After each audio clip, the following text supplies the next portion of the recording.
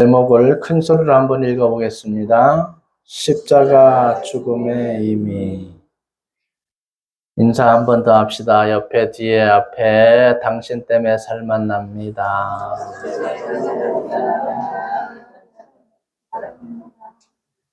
그 살만 나는 얼굴 계속 보여주셔야 돼요.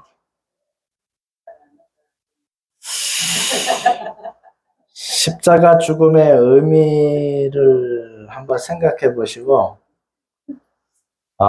이제 십자가 죽음의 의미가 더 중요한가?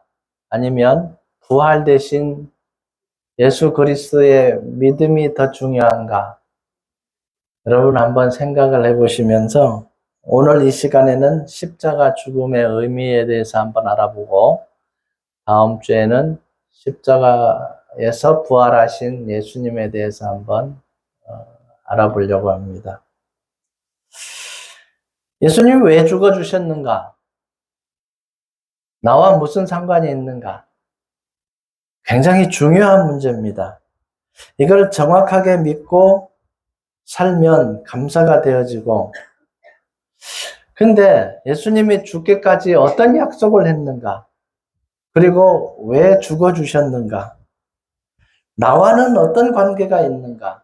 이걸 적용해야만 실제 삶에서 여러분들이 적용하고 활용이 되어야 됩니다. 그리고 영혼을 살리는 일을 하게 됩니다. 그랬을 때 여러분 살만 나는 거예요. 오늘 18절부터 21절까지 보시니까 뭐라고 되어 있습니까?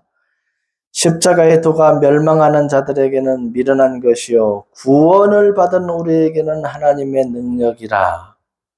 기록된 바 내가 지혜 있는 자들이 지혜를 멸하고 총명한 자들이 총명을 폐하리라 하였으니 지혜가 어디 있느냐? 자, 이렇게 묻습니다. 세상의 지혜는 미련하다 그랬습니다. 그럼 왜 미련하다고 했는가를 알아야 돼요. 여러분 세상에 그 책들, 지혜 있는 책들 다 모아놓고 공부해도 영생의 믿음 안에 들어올까요? 들어올 수 없습니다. 그러니까 하나님의 지혜에는 도달할 수가 없어요. 하나님의 지혜와 비교를 해보면 사람의 지혜는 아무것도 아니에요. 자, 없어져 가는 거고 무익한 것이 되어버립니다. 그럼 왜 그러느냐? 사람은 피조물이에요. 누가 만들었어요, 사람을? 사람을 만든 하나님이 더 위대하다는 거예요. 태초에 말씀이 계시니라. 이 말씀이 하나님과 함께 계셨으니 이 말씀이 곧 뭐다? 그러니까 여러분 성경의 이 지식을 안다는 건 굉장히 중요한 겁니다. 여러분 믿기 전하고 지금 믿은 뒤에 지금 상태하고 생각을 해보셔요. 어떠한가? 믿기 전에는 얼마나 미련한 삶을 살았는가? 그리고 영생의 믿음과 부활의 믿음이 지금 되어진 이 상태에서 성령이 임하고 난 뒤에 어떠한 믿음의 상태가 되었는가? 생각을 해보시면 아마 확 차이가 날 거예요. 자, 여러분, 하나님을 안 믿는 사람들을 보세요. 생각하는 게 무엇만 생각할까요? 눈앞에 보이는 그거에만 충실합니다. 더 이상 생각이 없어요. 거의 다 그래요. 조금 더 멀리 보고 작게 보고 차이예요. 그런데 여러분 영생의 믿음 안에 들어온 사람들은 보는 시야가 죽음 너머까지 볼 수 있어요. 그러니까 여러분 믿음이라는 게 얼마나 중요한지 몰라요. 자, 띄엄띄엄 교회를 나오신다 해도 믿음 안에서 여러분 이 말씀을 들을 수 있다는 게 굉장히 중요한 겁니다. 제 얼굴이 안 보이시는 분은 보이게끔 앉아보세요.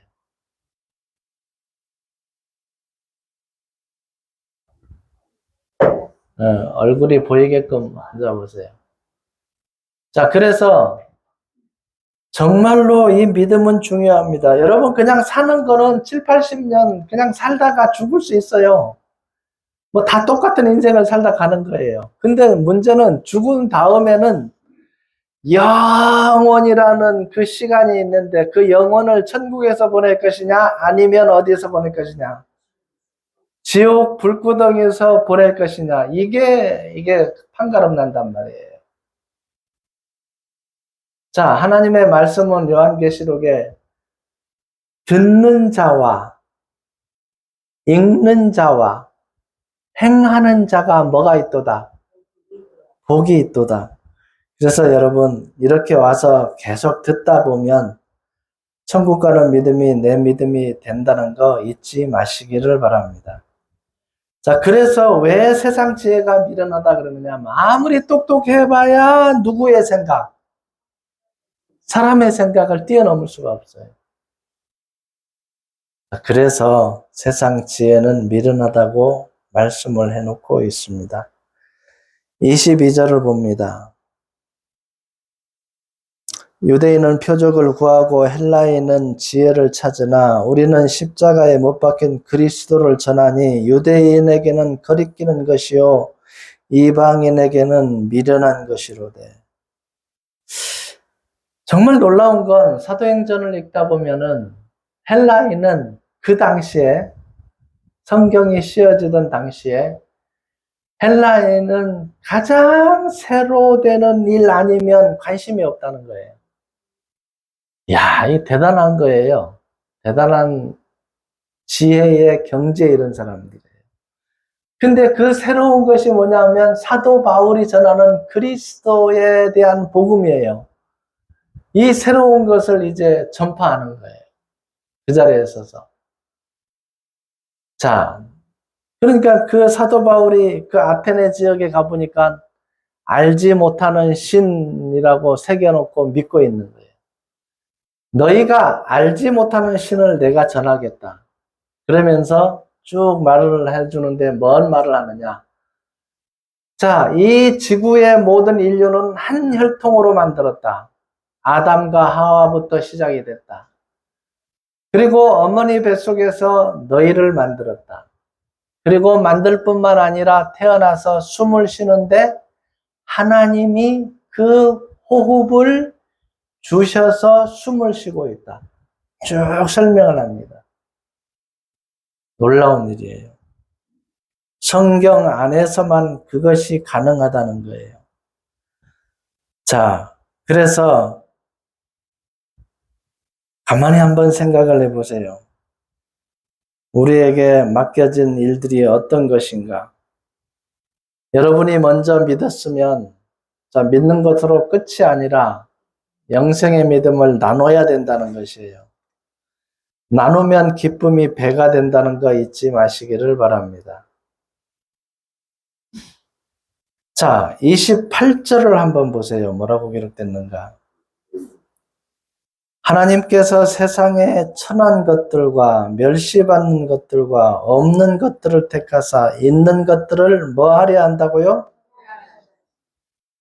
자, 있는 것이라면 어떤 것을 말씀드리고 있느냐 하면 많이 배운 사람, 권력이 높은 사람, 재물이 많은 사람, 자, 이런 사람들, 자기 가진 것으로 자랑을 하는 사람들이 많습니다. 지금도 그렇습니다.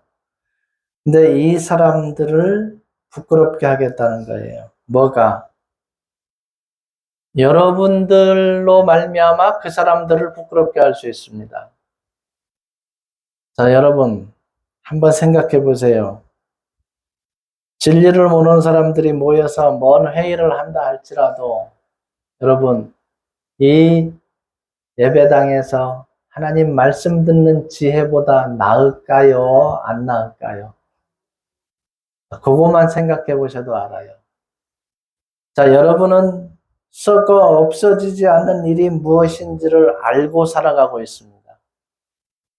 근데 세상의 사람들은 썩어 없어지는 것만을 추구하면서 살아갈 수도 있습니다.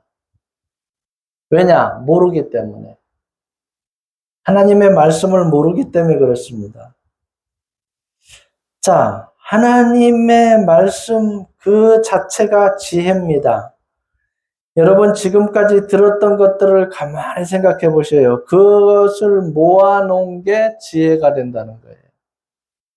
그래서 하나님의 지혜는 세상의 지혜를 이기고도 남는다는 겁니다. 여러분이 작은 성경 지식일지라도 세상을 이길 힘이 그 안에 있다는 거예요.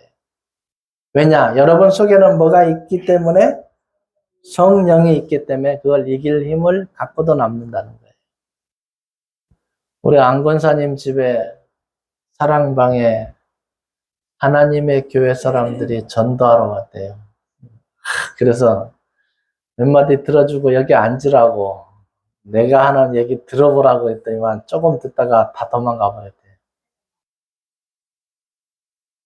그분들은 자기들 것만 교육받은 대로만 얘기를 하지 성령을 어떻게 받는지 알 수가 없어요. 왜냐? 성경 전체를 믿어야 되는데 일부분만 믿고 자기들이 교주를 나타내기에 바빠요. 그래서 여러분들이 성경을 제대로 알고 있다는 것은 진짜 복 중의 복입니다. 30절 보세요. 너희는 하나님으로부터 나서 그리스도 예수 안에 있고 예수는 하나님으로부터 나와서 우리에게 지혜와 의로움과 거룩함과 구원함이 되셨으니 기록된 바 자랑하는 자는 주 안에서 자랑하라 함과 같게 하려 함이라. 자랑하는 자는 뭐 안에서 자랑하라? 여러분 자랑할 것이 전혀 없습니다. 여러분 가진 재능은 다 하나님이 주셔서 누리는 거예요. 재물 얻을 능력도 마찬가지입니다. 자, 어디에서 나왔는지를 잘 생각해 보셔야 돼요. 그래서 감사함으로 여러분들이 한 걸음 한 걸음 나가시고 여러분 자신은 자랑할 것이 없다는 거 잊지 마시기를 바랍니다. 자, 십자가에서 못 박기 전에 못 박히기까지 여러분들 예언의 말씀을 알고 있어야 됩니다. 왜 못 박혔지? 느닷없이 그냥 죄 용서를 위해서 못 박혔을까? 생각해 보셔야 됩니다. 그게 아니라 성경을 차근차근 알다 보면 정말 놀라운 일이 벌어진다는 거 잊지 마시기를 바랍니다. 마태복음 26장에 보면 한번 찾아볼까요? 마태복음 26장. 어떤 일이 벌어지느냐?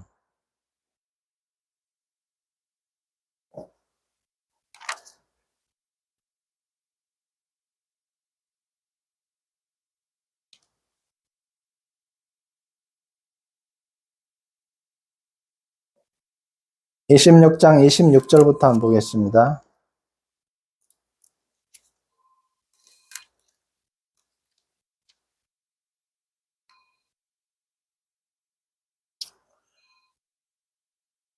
그들이 먹을 때에 예수께서 떡을 가져서 축복하시고 떼어 제자들에게 주시며 이르기를 받아서 먹으라.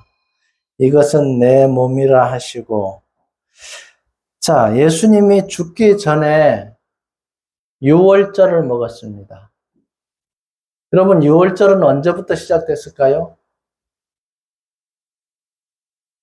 출애굽할 때부터입니다. 그럼 출애굽할 때부터면 지금부터 몇 년 전이 되죠? 3,500년 전입니다. 자, 그때 뭐라 그랬어요? 문설주와 임방에 피를 바르고 이 피를 바른 집에는 장자들이 안 죽는다고 약속을 했습니다. 그리고 그 피를 바른 집에는 재앙이 넘어갔어요. 그래서 넘을유 넘을월 6월절이 되는데 문제는 피를 안 바른 집은 어떻게 됐어요? 왕이라도 그 집의 장자가 다 죽었어요. 자, 이 재앙을 넘어간 것을 기념해서 영원토록 대대에 지키리라 그랬습니다. 그래서 우리 교회도 그것을 지금도 지키고 있습니다. 여러분, 하나님 교회만 유월절을 잇는 게 아니라 여러분, 성찬 예식이 바로 그 유월절을 말씀하고 있는 것입니다. 그래서 성경을 자세히 보면은 이게 다 기록이 돼 있어요.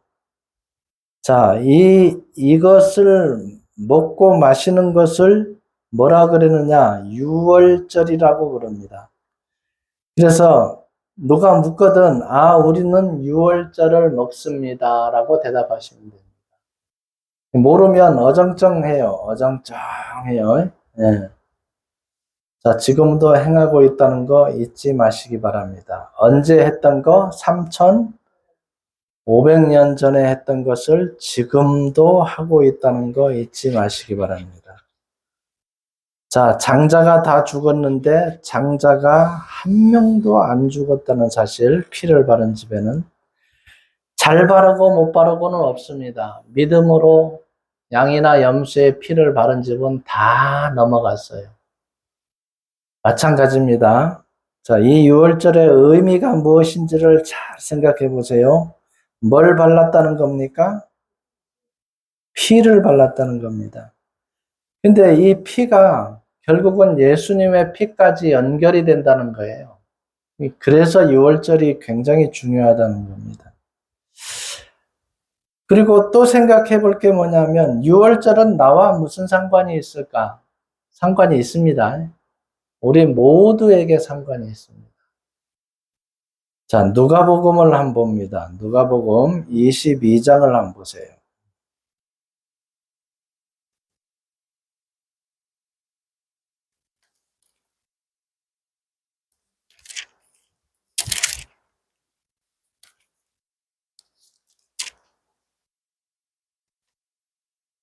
22장을 보시면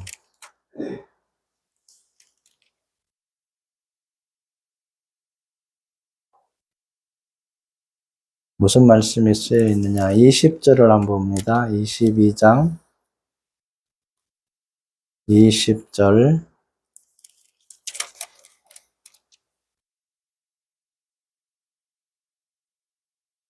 저녁 먹은 후에 잔도 그와 같이 하여 이르시되 이 잔은 내 뭘로? 새우는 그 다음 뭐라 그랬어요? 새 언약이니 곧 너희를 위하여 붓는 것이니라. 그러나 보라, 나를 파는 자의 손이 나와 함께 상위에 있도다. 유다를 가리킵니다. 자, 그런데 이 유월절 제사는 뭐라 그래요? 언약이다. 여러분, 새 언약에 대해서 많이 들어봤잖아요. 자, 새 언약이라는 것입니다. 새 언약이 유월절과 연관이 있다? 그러면 새 언약은 뭐 때문에 예수님이 이 땅에 왔다 그랬죠? 첫 언약 때 지은 죄를 속량하려고 새 언약의 중보자로 예수님이 오셨습니다. 그러면 유월절과 새 언약과 성찬 예식과 다 연관이 있다는 겁니다.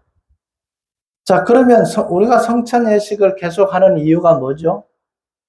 예수님이 이 땅에 오시면 우리는 뭐 된다? 부활된다는 거예요. 자, 그것까지 되어지기 위해서 자, 우리가 믿음을 갖고 있고 우리가 또 침례를 받고 세례식을 행합니다. 그 의미는 뭘까요, 그러면? 그 의미도 똑같습니다. 예수님과 함께 우리는 뭐 하고 물속에 들어갈 때 우리는 죽고 죽었어요? 잘 죽어야 돼요. 어설프게 죽으면 안 되고 완전히 죽음을 인정을 해야 돼요. 그리고 물속에서 나왔을 때 예수님과 함께 부활한 연합체가 된 거예요. 언제 죽어도 뭐가 된다? 예수님처럼 부활된다는 거예요. 자, 요거까지를 다 합쳐져야만 믿음의 합일체가 되는 거예요. 근데 오늘 예수님의 죽음의 의미에 대해서 생각을 해보는데 예수님이 죽기만 하면 어떻게 되느냐? 12 제자들이 다 어떻게 했어요? 죽을 때? 다 흩어져 버렸어요. 자, 베드로마저도 어디로 갔어요? 뭐 하러 갔어요? 물고기 잡으러 갔어요. 자, 죽음만을 생각하면 이게 믿음이 완성이 아니에요. 뭐까지 가야 된다? 부활까지 가야 된다는 거예요. 자, 그래서 6월절은 새 언약과 연관이 돼 있구나. 이걸 알아두시고 또 한 가지 구약 성경에 알아둘 교훈이 하나 있는데 요한복음 3장을 먼저 한번 봅니다. 요한복음 3장.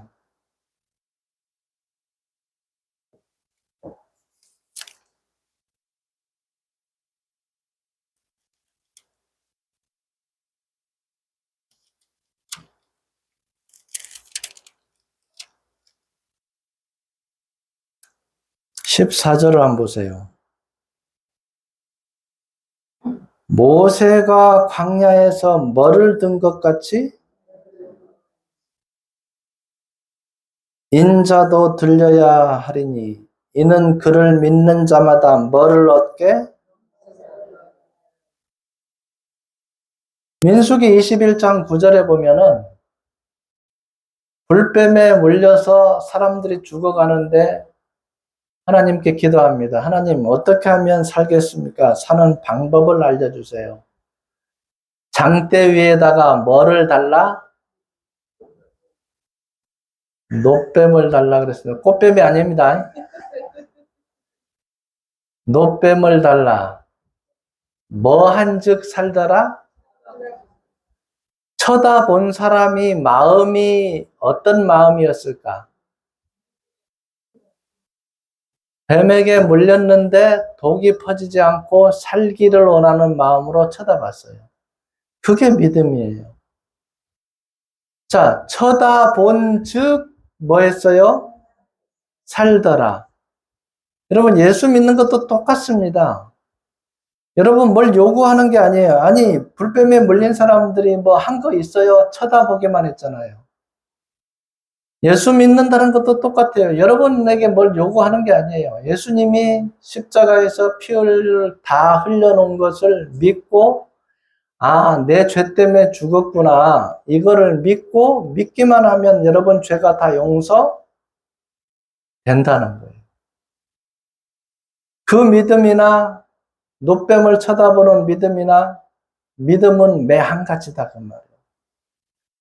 그러면 살 수 있는 길이 노뱀을 쳐다보는 것이고 지금은 죄 때문에 지옥 가는데 이 나의 죄값을 예수님의 피가 대신 흘려주셨다는 것을 믿기만 하면 뭐를 갖는다? 영생을 얻는다는 거예요. 같다는 거예요. 그래서 믿음으로만 이것이 가능하다는 거 잊지 마시기를 바랍니다.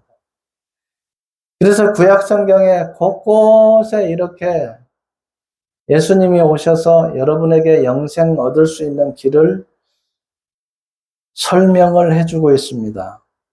이거를 찾아내서 여러분 발견하셔야 된다는 거 잊지 마시기를 바랍니다. 자, 믿는 자는 다 살아났습니다. 그럼 죽음이라는 것은 정말 고통스럽습니다. 자, 베드로에게 뭐라 그랬습니까? 목자가 다 흩어진다 그러니까 무슨 말씀입니까? 나는 다 달아날지라도 나는 절대로 안 그러겠습니다. 예수님이 한마디 하죠. 뭐라 했죠?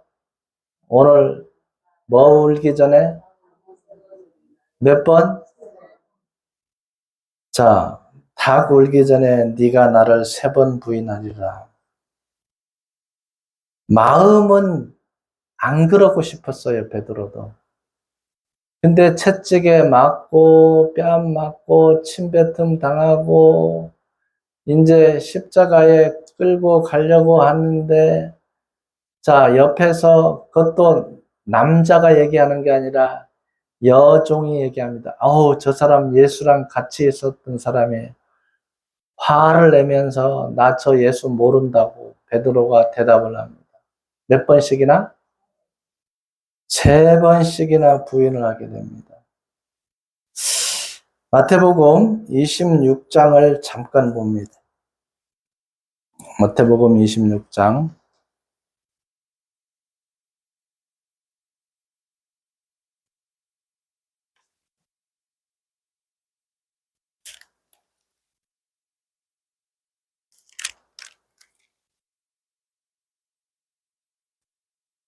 69절부터 보세요.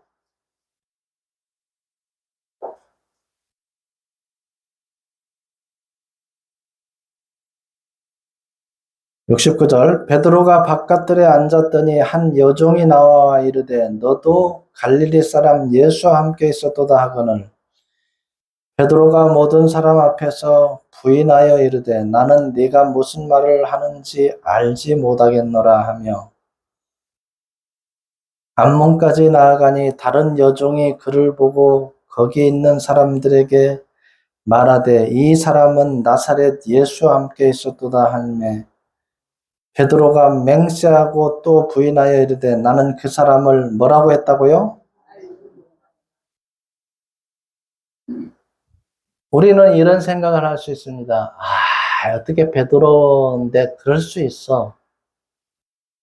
그럴 수가 있어. 3년 반이나 같이 다니면서 배웠는데. 여러분 예수님에 대해서 지금 몇 년 배웠죠?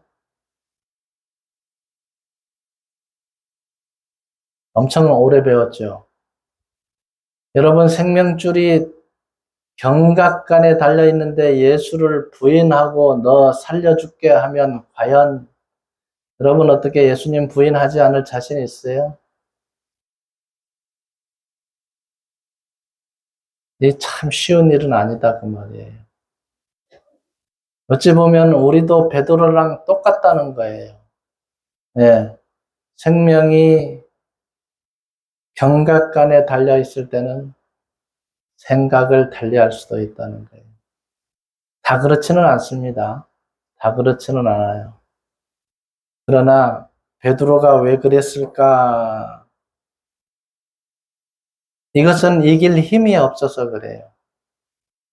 자, 즉 뭐가 없다는 거예요? 마음속에 성령이 없다는 거예요. 자, 이 죽음만을 생각하면 베드로조차 12제자조차 다 흩어져 버렸어요. 자, 절대 모른다는 거예요, 예수님. 우리도 그럴 수 있다는 거 잊지 마시기 바랍니다. 자, 때로는 한 번씩 우리도 부인을 할 때가 있다는 거 잊지 마시기 바랍니다.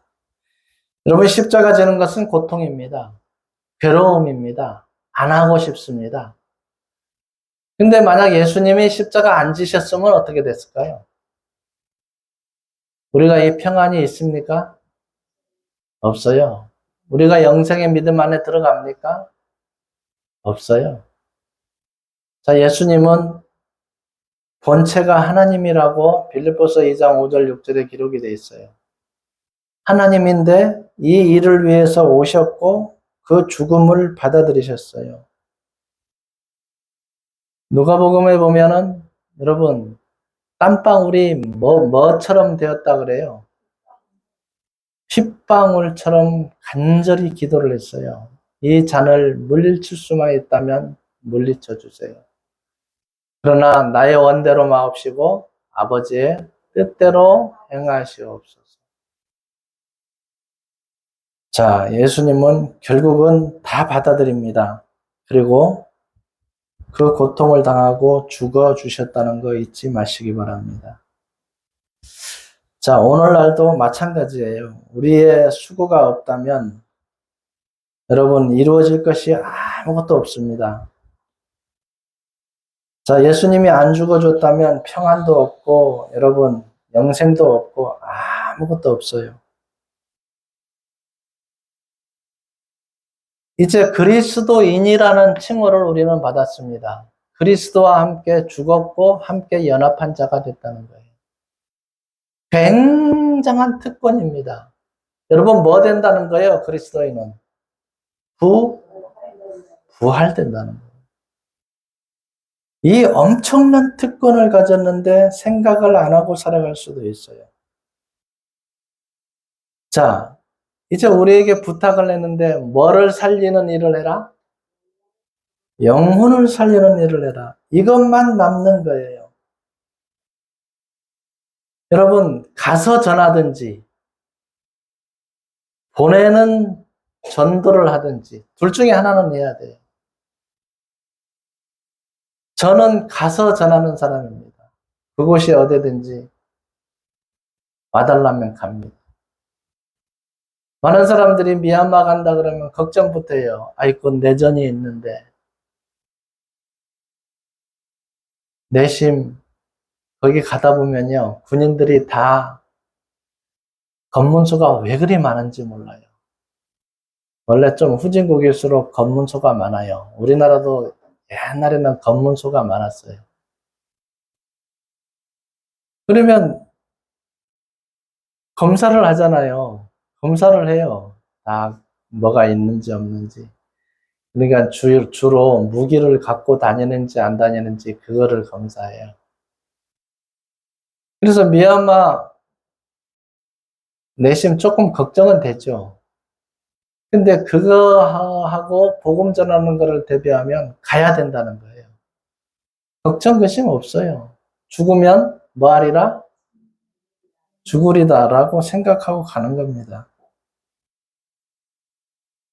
가서 전할 때 은혜가 정말 넘칩니다. 거기에 순수하게 듣는 분들이 너무 많아요. 정말 감사해요. 여러분 보내주셔서 제가 가는 거고.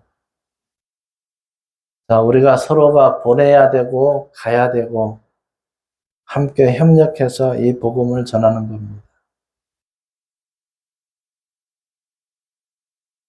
자, 그러면 왜 제자들이 힘이 없었을까? 요한복음 20장을 보세요. 힘이 없는 이유가 있습니다. 자, 지금까지는 십자가의 죽음만 알았기 때문에 힘이 없어요. 요한복음 20장 31절을 보세요.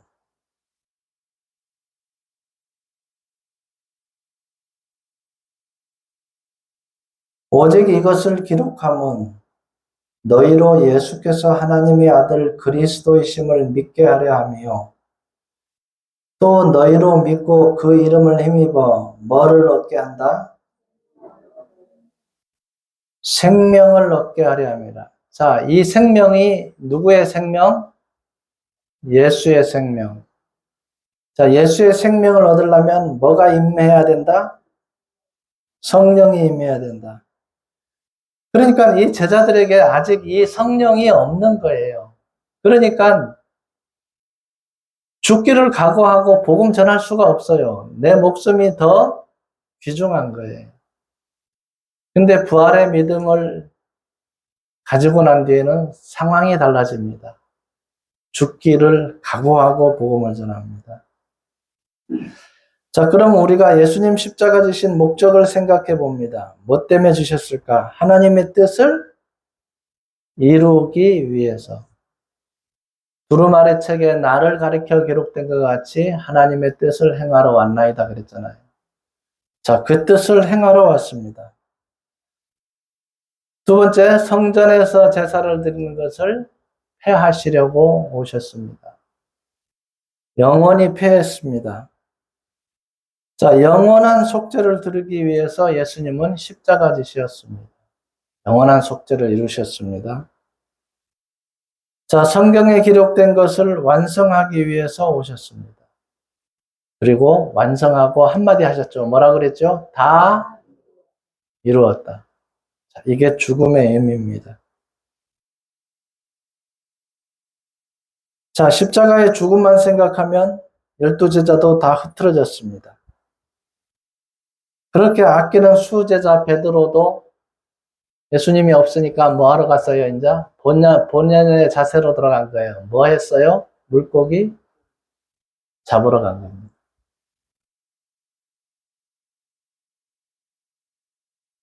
자, 그래서 부활의 확신이 없으면 이런 결론이 난다는 거 여러분 잊지 마시고 하나만 믿으면 안 되고 전체를 다 믿어야 된다는 거 잊지 마시기 바랍니다. 세상을 이기는 믿음은 부활까지 여러분 확증을 지어야 됩니다. 그랬을 때 여러분도 죽음을 불사하고 복음 전하는 일에 뛰어들 수 있습니다. 얼마든지 가능합니다. 오늘 말씀을 적용을 해봅니다. 나는 내가 질 십자가를 지고 있는가? 한번 생각해 보셔요. 나는 지고 있고 걸어가고 있는가? 나는 가서 전하는 자인가? 나는 보내는 자인가? 잘 생각해 보세요. 둘 중에 하나는 여러분들이 하고 있어야 된다는 거예요. 그래서 주님 오실 때까지 우리의 믿음 가지고 여러분 흔들리지 마시고 하나님 살아계신다고 했습니다. 그리고 항상 우리와 뭐라고 했습니까?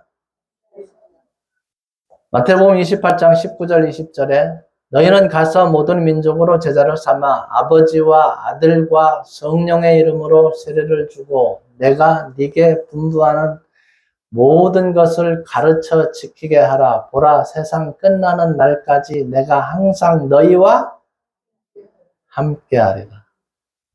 하나님 살아계시고 함께 하십니다. 어디를 가서 복음을 전하든지 여러분과 저와 함께 하신다는 거 잊지 마시고 우리 교회를 통하여서 지구촌이 변화될 수 있도록 여러분 가능합니다. 교회가 작다는 생각하지 마세요. 교회는 작고 크고가 없습니다. 하나님의 일을 하느냐 안 하느냐 그것 차이입니다. 그래서 교회라는 것은 우주에 퍼져 있는 하나님의 한 교회밖에 없다는 거 잊지 마세요. 그가 수구디아인이나 그죠? 야만인이나 복음을 받고 예수 그리스도를 구주로 영접한 모든 자는 한 가족이라는 거 잊지 마시고 여러분의 믿음 생활을 해 나가시기를 바랍니다. 기도하겠습니다. 하나님 감사합니다. 우리를 사랑하시고 우리를 축복하여 주시고 우리를 먼저 택하여 주셔서 이 믿음 안에서 영생을 얻고 평안을 누리게 하신 것 감사드립니다.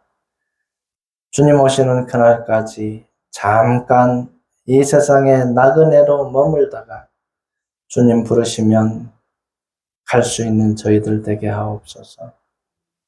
아무것도 이 땅에 영원히 간직할 수 있는 것은 아무것도 없습니다. 우리가 하나님 나라를 위하여 아버지 그의 영광을 위하여 일하다가 죽어가는 영혼을 살리다가 주님 부드러우심 받는 저희들 다 되게 하옵소서. 아버지 믿음과 말씀과 담대함을 저희 성도님들에게 주실 줄 믿사오며 우리를 영원한 죄악에서 건져주신 예수 그리스도의 이름 받들어 감사 기도드리옵나이다. 아멘. 오늘 암송 말씀 함께 읽어보겠습니다. 하나님의